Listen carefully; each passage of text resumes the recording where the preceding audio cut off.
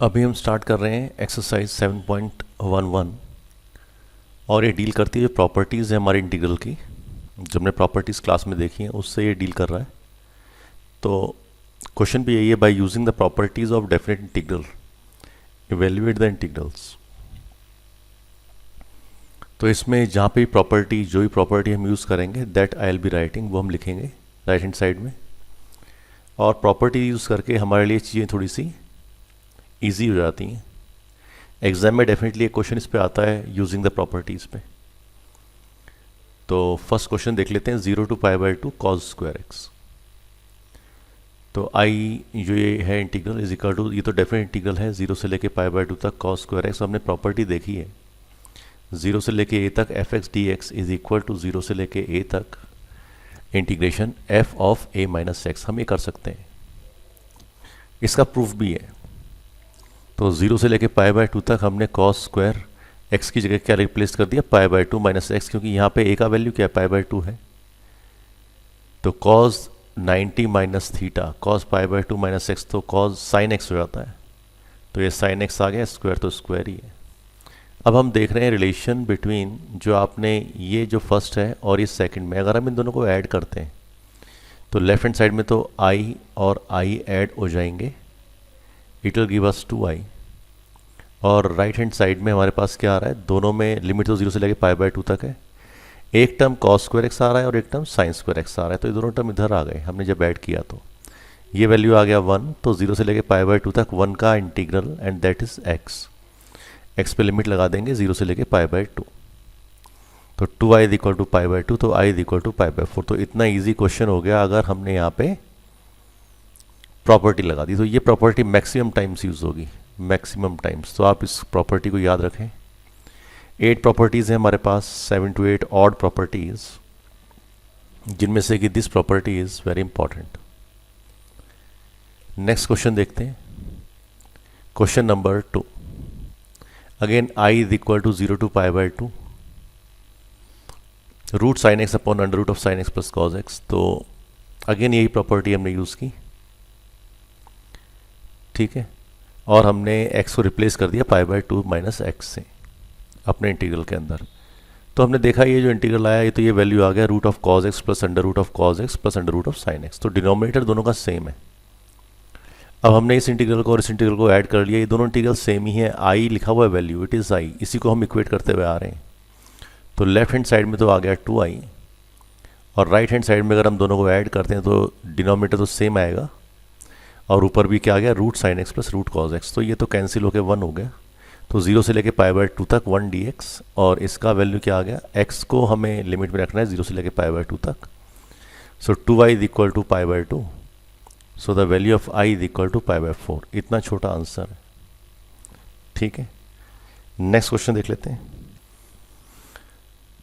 i is equal to 0 से लेके π/2, 0 से लेके π/2 sine 3/2 sine x to the power 3/2 upon sine x to the power 3/2 plus cos x to the power 3/2। तो कोई problem नहीं है। फिर हमने ये प्रॉपर्टी लगा दी using 0 to a f a minus x is equal to 0 to a f x d x, या वाई से वर्सा।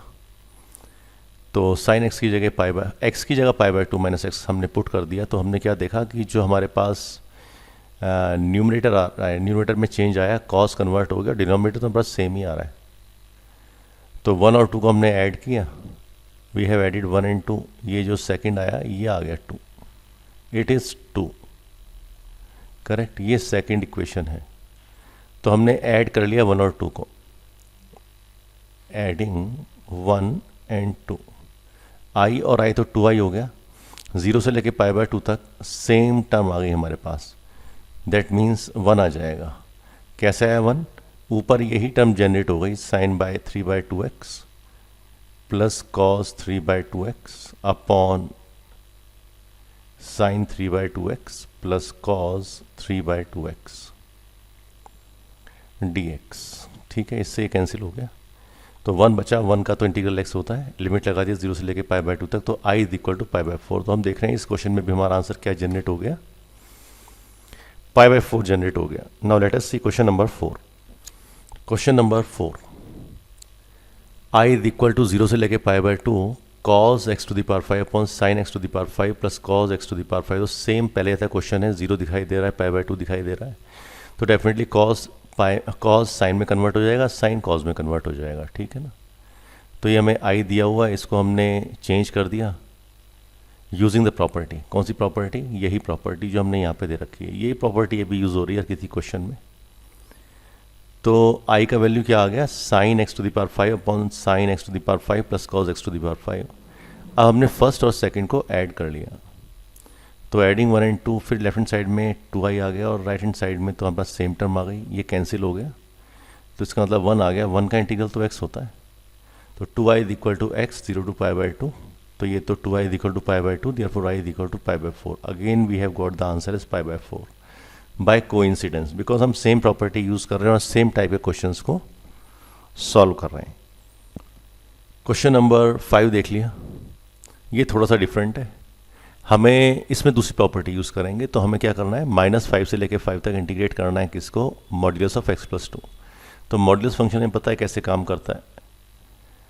अब पहला चीज़ तो ये कि हम इसमें प्रॉपर्टी लगाएंगे, अगर हमें इंटीग्रल करना है a से लेकर b तक और ये कंटिन्यूस फंक्शन है, तो a से लेकर c तक प्लस c से लेकर b तक हम इंटीग्रेट कर सकते हैं इस फंक्शन को, प्रोवाइडेड c जो होगा c lies between a and b, ठीक है, c a और b के बीच में लाई करेगा।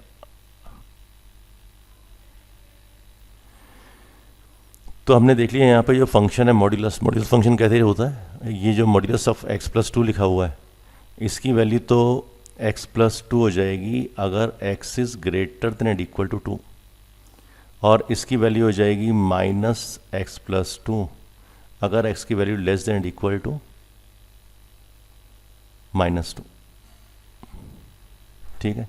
यहाँ पे x is greater than and equal to -2 आएगा, तो हमने -2 पे इसे ब्रेक कर लिया, तो -5 से लेके -2 तक ये कैसे वर्क करेगा? इसका वैल्यू तो नेगेटिव ही आएगा, modulus of x plus 2 is equal to -x plus 2, तो -x प्लस 2 यहाँ लिख दिया, प्लस दूसरा लिमिट कहाँ से कहाँ तक आएगा? -2 से लेके 5 तक, तो -2 से लेके 5 तक ये वैल्यू क्या होगा?